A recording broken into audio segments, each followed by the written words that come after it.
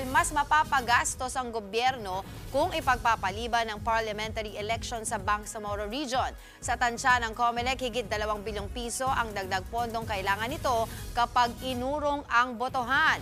Nasa frontline ng balitang yan si Mon Gualvez. May listahan na raw ang Commission on Elections kung magkano ang kakailanganing dagdag na pondo kapag tuluyang ipinagpaliban ng parliamentary elections sa Bangsamoro Autonomous Region in Muslim Mindanao o BARM sa May 12. Ayon sa COMELEC, aabutin ng 2.5 billion pesos ang posibleng gastusin nila oras na ma-reschedule ang parliamentary election sa BARM. Sineparate nyo ito, iba po yung mga bayad sa guro o yung ating honoraria, yung lahat ng election paraphernalia, iba rin pong set ng mga balota. Practically po as if magkukonda ka ng special election sa buong rehiyon.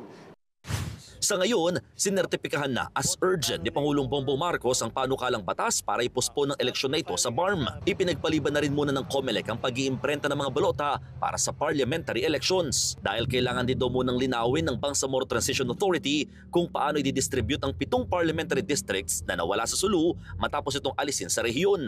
Dahil dito, posibleng buksan daw ulit ang paghahain ng Certificate of Candidacy sa BARM at mabago pa ang mga balota. Pero pag-ilinaw ng COMELEC, tuloy pa rin ang botohan sa BARM. Pagdating naman yan sa national at local positions, kabilang mga senador hanggang sangguniang bayan. Samantala, muli ring nanawagan ng COMELEC sa Philippine National Police para suspindihin muna ang Oplan Katok o pagbabahay-bahay ng mga polis para i-check ang mga baril ng mga gun owner habang umiiral ang election period at gun ban.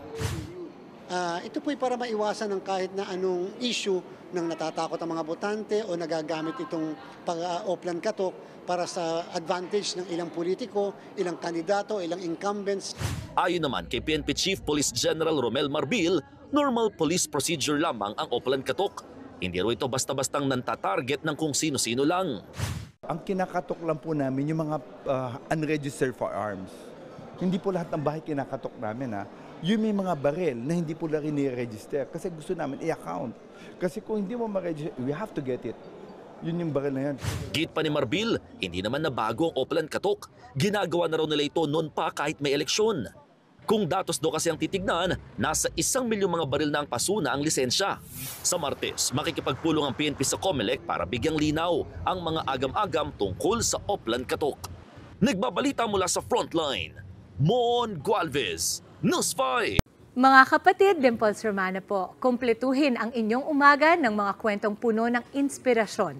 Salubungin po ang bawat araw ng may ngiti at pag-asa. Kaya't mag-subscribe na po at mag-follow na sa aming social media pages ng News 5.